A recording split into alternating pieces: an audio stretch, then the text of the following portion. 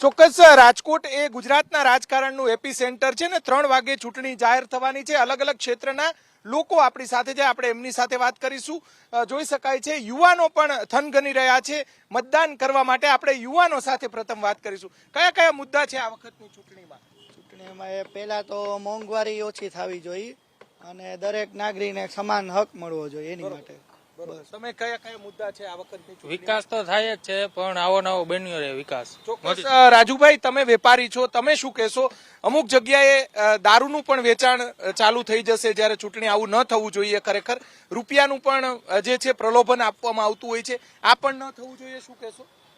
જ્યારે ચૂંટણી જાહેર થાય ત્યારે આચારસંહિતા લાગવામાં આવે છે અને ચૂંટણી પંચ દ્વારા નિયમો ઘણા બનાવવામાં આવે છે, પરંતુ ઘણી જગ્યાએ એવું બને છે, ખાસ કરીને પછાત વિસ્તારોમાં, કે જ્યાં ચૂંટણી ટાણે દારૂનું પ્રલોભન આપવામાં આવે છે, પૈસાનું પ્રલોભન આપવામાં આવે છે. એન કેન પ્રકારે મતદારોને આકર્ષવા માટેના રાજકીય પાર્ટીઓ આ નુસ્ખાઓ કરતી હોય છે. પંચ આમ તો તૈયાર હોય છે અને ચૂંટણી પંચ જે છે એની નજર પણ હોય છે. આમ છતાં દારૂનું વેચાણ અમુક જે પછાત વિસ્તારો છે ત્યાં થતું હોય છે, પૈસાનું પણ પ્રલોભન આપવામાં. આપ કઈ રીતે જુઓ છો? લોકશાહીની બહુ સરસ પ્રક્રિયા ચૂંટણી અમારા માટે કહેવાય. અમે વકીલ તરીકે અમે ઈચ્છીએ કે ચૂંટણી બિન નિરક્ષક થાય, કોઈ પણ જાતના પ્રલોભનમાં માણસો આવે ને એના માટે જાગૃત થાય. નાના નાના વિસ્તારમાં હોય, ધારો કે સમજી કે સ્લમ વિસ્તાર હોય કે ગરીબ વિસ્તાર, જ્યાં થોડા ઘણા આર્થિકતા સમૃદ્ધ, એની બદલે મારી તો એવી ઈચ્છા છે કે રાજકીય પાર્ટી પણ આવી વસ્તુમાં ન પડે અને નિકાલ સાથે ચૂંટણી કરાવે, એ મારી બહુ ઈચ્છા છે. રાજકીય પાર્ટીઓએ જ આમાં ન પડવું. તમે યુવાન તરીકે કયા મુદ્દા છે આ વખતની ચૂંટણીમાં? પહેલા તો આપણે સરકાર તરફથી જે યોજનાઓ મળે છે તે દરેક નાનામાં નાના નાગરિકને મળવી જોઈએ. એ સરકારે એક કાયદેસર કાયદો અમલમાં લેવો જોઈએ. ઘણા ખરા લોકોને આ યોજના મળતી પણ નથી અને બારોબારથી બધું ઉપડી જાય છે. જેમ કે નાનામાં નાનું અનાજ કરિયાણું છે તે ઘણા લોકોને મળતું નથી. બરાબર. બીજી બાબતે આ દારૂ છે, અડ્ડાજી ધમધમે છે, એના ઉપર સરકારે કડકમાં કડક વાત કરીએ. દારૂનું વેચાણ ન થાય, પ્રલોભનો ન આપો, પણ રાજકીય પાર્ટીના જે આગેવાનો છે એ અમુક પછાત વિસ્તારો છે ત્યાં દારૂનું વેચાણ તો થતું જ હોય છે. આપ શું માનો છો? અને સાથે સાથે રૂપિયા પણ આપતા હોય છે.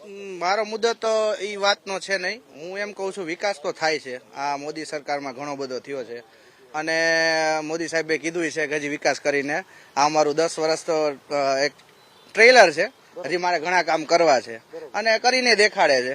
એટલે વિકાસનો મુદ્દો ચાલશે. અને સાથે જે અત્યારે આપણે વતલાગડાનું બજેટ છે જે વચ્ચે પડ્યું છે વતલાગડા, હવે જે આ સત્તા આવશે જેમની અને દેખાય છે કે મોદી લહેર છે તો મોદી લહેર જ આવશે, તો એમાં ખાસ કરીને મારો મુદ્દો એ છે કે મધ્યમ વર્ગના લોકોને ખાસ ધ્યાન આપે. ચોક્કસ મધ્યમ વર્ગના લોકો પર ધ્યાન. તમે ભાઈ શું કહેશો? તમે યુવાન છો, આમ તો મતદાન બધા કરશે યુવાનો, તમે શું કહેશો ક્યાં મુદ્દા રહેશે? આમ તો વિકાસ ઉપર જ આવે તો લોકો મતદાન કરીને વિકાસ જોવે પણ છે અને પણ જે પ્રલોભન આપવાની ખાસ વાત છે તો એ બાબતે મારું પણ એક એવું છે, મતદાતાઓ પણ પોતે લોભાય નહીં, એ ખાસ મહત્વનું છે કે નાની એવી અમુક રકમો છે કે કોઈ પણ જાતના પ્રલોભન 500 રૂપિયા આટું થઈને પોતાને, કારણ કે તમારો મત છે એ જ તમારા માટે આવતા 5 વર્ષનું એક શું થવાનું છે એના માટે ભવિષ્ય છે. એમ તો તમે તમારું ભવિષ્ય જોખમમાં ના નાખો અને યોગ્ય વાતું કરી છે પણ થાય છે એ હકીકત છે. થાય છે હકીકત છે. એટલા માટે જ એક સાવચેત થવાની વસ્તુ છે કે મતદાતાઓએ પણ સાવચેત થવું જોઈએ કે મારે આ વસ્તુ ના કરવી જોઈએ, મને જે યોગ્ય લાગે છે એને મત આપવો જોઈએ. બાકી વિકાસના નામે મત છે તો વિકાસ થાય છે એટલે તો નહીં પડતા હોય આવા ના. યુવાનો બને તે જે શિક્ષિત યુવાનો છે, શિક્ષિત યુવાનો છે એ તો કોઈ નથી પડતા, પણ છતાં અમુક પછાત વર્ગના લોકો હોય છે તે પોતાના ઘરના એના ત્યાં લોભમાં આવી જાય છે અને આ વસ્તુમાં પડે છે. એ ના થવું જોઈએ. ભાઈ, આપણે વાતો બધી કરી છે પણ આપ પણ જાણો છો અમુક રાજકોટના પણ અમુક પછાત વિસ્તાર છે, જિલ્લાના અમુક પછાત વિસ્તાર છે. દાખલા તરીકે સુરેન્દ્રનગર છે કે જસદણ વિસ્તાર છે, ત્યાં જે ધુપેલિયા પણ ઉપડાવવામાં આવે છે. ઘણી વાર એવું બનતું હોય છે કે ધુપેલી ઉપાડો, અમને જ મતદાન કરશો એવું કહેવામાં. નમસ્કાર સાહેબ, અમે લોકો છે ને, હું જાથામાં પણ મેમ્બર છું પરેશભાઈ પંડ્યા તરીકે, એડવોકેટ સાહેબ. અમે જાથા માટે અમે ખૂબ પ્રયત્ન કર્યું. ધતિંગ ધારા હોય, મુંજાવર બાપુ હોય, અમારા ધર્મના બાપુ છે, ખોટા એવું કે ઘણી વખત તમને અને બધાને છે ને તેલ લેવડાવ્યા હતા, મુઠ્ઠી લઈને માતાજીના કંકુ બધાને કે મારા આને મત આપજો. અરે ભાઈ સાહેબ, આપણે જાગૃત માણસો આ યુગમાં આવું વિચાર કરું તો શું થશે? અમે લોકો ભરાડી વાળું હાલે છે હજી કે હવે બંધ થઈ? હજી હાલે છે, ખૂબ જાગૃત છે, પણ હજી નાના નાના ગામડામાં પછાત વિસ્તારમાં ભુવા ભરાડી વાળું હાલે છે. પછાત વિસ્તાર, હા, ઘણા પછાત અને ગ્રામ્ય વિસ્તારોમાં ખાસ કરીને હાલે છે. માતાજીના મંદિરે જઈ, સ્થાનકે જઈ અને એને હમ ખવડાવતા હોય છે કે ભાઈ આ પાર્ટીને મત આપો નકર હમ ખાવ. હા, એવા ખમ ખવડાવવામાં આવતા હોય છે.